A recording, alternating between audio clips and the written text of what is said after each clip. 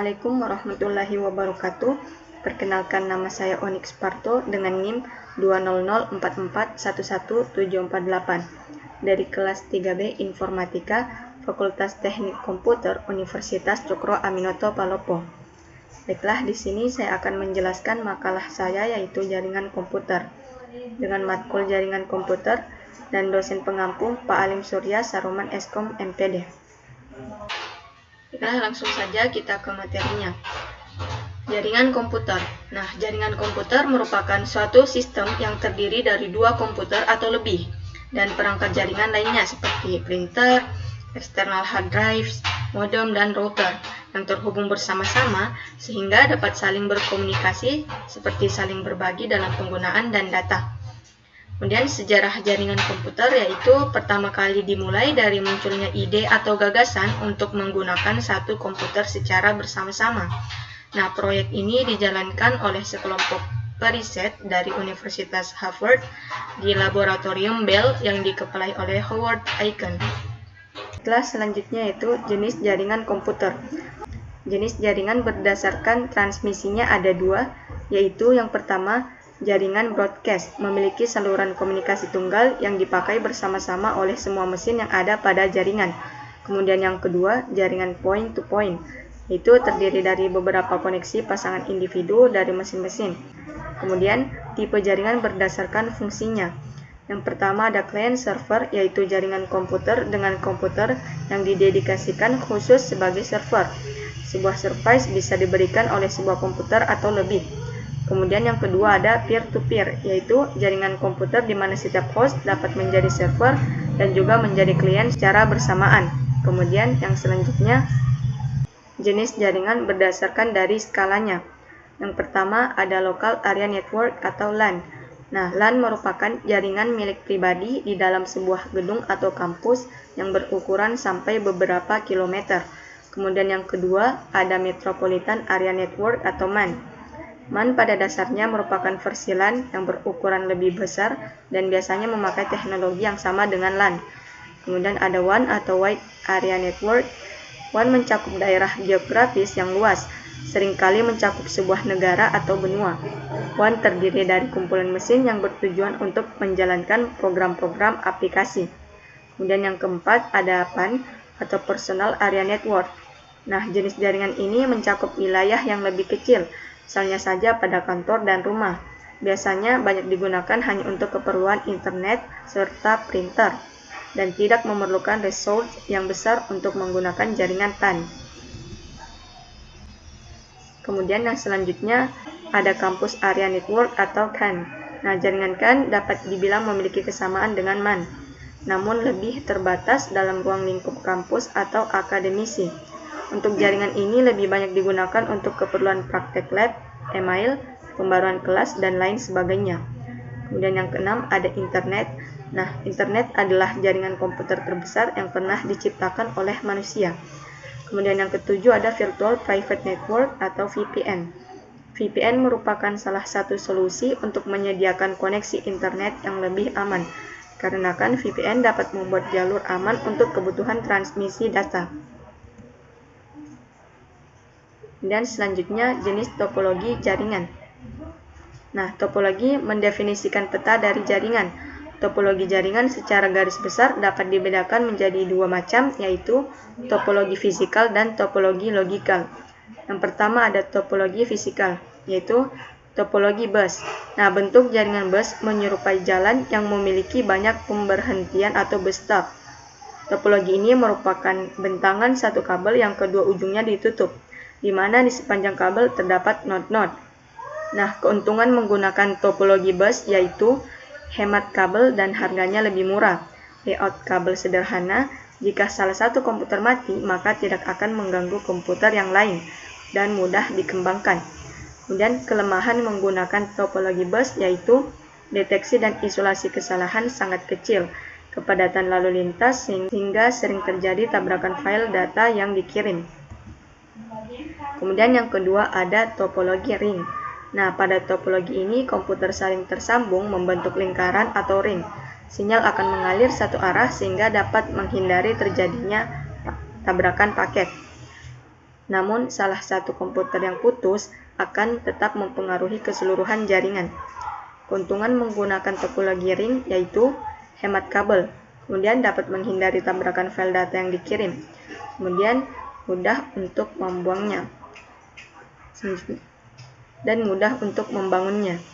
Kemudian kelemahan menggunakan topologi ring yaitu peka terhadap kesalahan dan pengembangan jaringan lebih kaku. Apabila kabel terputus, maka semua komputer tidak dapat digunakan. Kemudian yang ketiga ada topologi star. Pada topologi ini, node berkomunikasi langsung dengan station lain melalui central node, hub atau switch. Traffic data mengalir dari node ke central node dan diteruskan ke node tujuan. Keunggulan tipe star adalah jika salah satu node putus, maka tidak akan mengganggu kinerja lainnya. Keuntungan menggunakan topologi star yaitu fleksibilitas tinggi, penambahan atau perubahan komputer sangat mudah dan tidak mengganggu bagian jaringan lain. Kemudian kontrol terpusat sehingga mudah dalam pengelolaan jaringan. Kelemahan menggunakan topologi star yaitu boros kabel, perlu penanganan khusus. Jika hub rusak, maka jaringan yang berada di dalam satu hub akan rusak. Kemudian ada topologi tree. Nah, topologi tree merupakan kombinasi antara topologi star dan topologi bus. Topologi ini terdiri atas kumpulan topologi star yang dihubungkan dalam satu topologi bus sebagai backbone. Keuntungan menggunakan topologi tree yaitu kontrol manajemen lebih mudah karena bersifat terpusat dan terbagi dalam tingkatan jenjang, mudah dikembangkan dan didukung oleh hardware dan software dari beberapa perusahaan. Kemudian kelemahan menggunakan topologi tree yaitu jika salah satu node rusak, maka node yang berada di jenjang bagian bawahnya akan rusak. Dapat terjadi tabrakan file data atau collision. Kemudian lebih sulit untuk mengkonfigurasi dan memasang kabel daripada topologi lain. Kelas selanjutnya itu topologi mesh. Nah, jaringan dengan topologi ini masih mempunyai jalur ganda dari setiap perangkat pada jaringan. Pada jaringan mesh yang murni, setiap perangkat jaringan dihubungkan satu sama lain menggunakan jalur ganda untuk hub-hub utama sebagai jalur cadangan jika terjadi masalah di jalur utama. Keuntungan dari topologi ini adalah mampu menampung banyak pengguna yang aktif, sedangkan untuk kelemahannya yaitu membutuhkan banyak kabel sehingga mudah mengalami gangguan jaringan. Baiklah, selanjutnya itu ada protokol dan arsitektur jaringan komputer. Yang pertama ada OSI layer model, itu terdapat layer 1 fisikal atau lapisan fisik yang bertanggung jawab atas transmisi bitstream pada media fisik. Kemudian kedua ada lapisan data link. Nah, layer ini menangani penerimaan, pengenalan, dan transmisi message Ethernet. Kemudian yang ketiga ada lapisan network. Lapisan ini bertugas untuk establishing, maintaining, dan menghentikan koneksi jaringan, juga bertugas dalam pemilihan jalur terbaik atau path determination. Kemudian yang keempat ada layer transport, itu lapisan ini bertugas untuk memastikan bahwa data bisa diterima sampai ke tujuan, end-to-end delivery. Kemudian yang kelima ada layer session atau lapisan sesi, itu untuk mengontrol komunikasi antara aplikasi. Kemudian yang keenam ada lapisan presentasi, itu merupakan lapisan yang bertugas untuk memastikan format data dapat dibaca. Kemudian yang ketujuh ada lapisan APK. Itu merupakan lapisan yang menjalankan aplikasi untuk user, menyediakan network service untuk aplikasi user.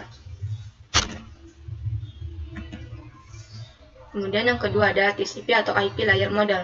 Nah, arsitektur atau model dari TCP IP dibagi menjadi 4 lapisan, antara lain yang pertama ada lapisan aplikasi, itu merupakan lapisan yang menjalankan aplikasi-aplikasi untuk TCP atau IP. Kemudian yang kedua ada lapisan transport atau transmission control protocol. Lapisan ini memecahkan data yang akan dikirim menjadi satuan unit yang sama besarnya disebut dengan datagram di host pengirim. Kemudian yang ketiga ada lapisan internet atau IP. Lapisan ini akan melakukan pemetaan jalur terhadap datagram yang dikirimnya dari lapisan sebelumnya yaitu TCP.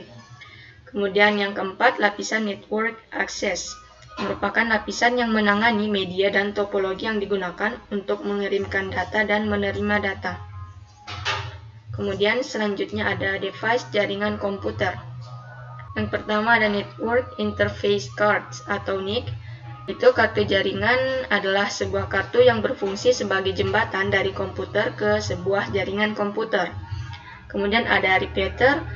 yaitu sebuah peralatan elektronik yang menerima sinyal dan mentransmisikan ke tingkat yang lebih tinggi atau tenaga yang lebih tinggi atau ke dalam bagian lain dari suatu halangan sehingga sinyal dapat melingkupi jarak yang lebih jauh tanpa degradasi.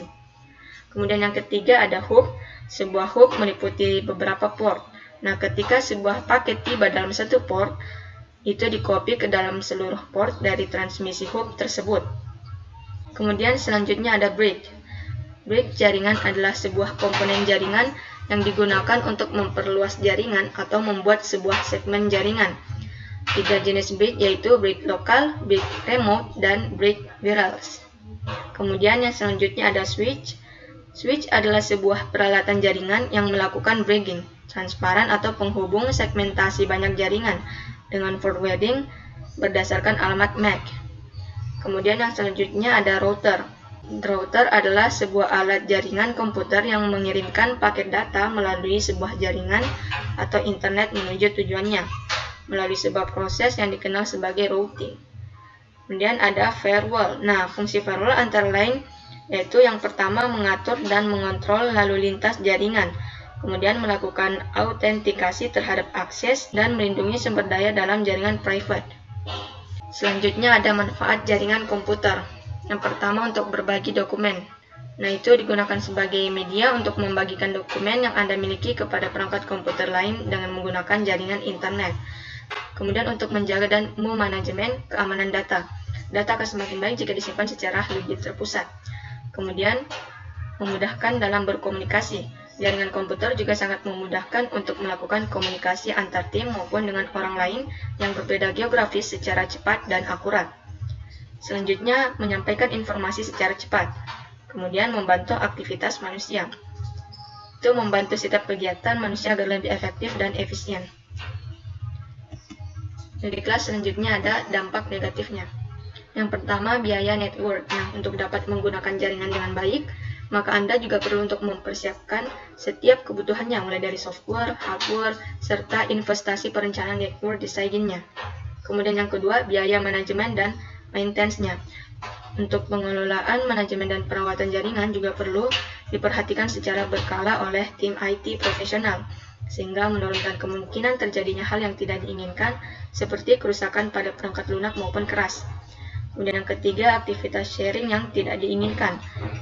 Dengan adanya lalu lintas jaringan yang tidak terkontrol dengan baik, maka memperbesar risiko dokumen atau file yang di-sharing terinfeksi virus atau spam pada komputer. Nah, selanjutnya ada ancaman keamanan jaringan atau network security. Nah, dengan kemudahan proses komunikasi yang dapat dilakukan dimanapun dan kapanpun secara real time, tentu saja juga meningkatkan risiko munculnya masalah yang lain, misalnya penyebaran konten ilegal, pencurian data, hingga masalah keamanan informasi yang lainnya. Baiklah, itulah tadi penjelasan dari makalah jaringan komputer saya. Terima kasih. Assalamualaikum warahmatullahi wabarakatuh.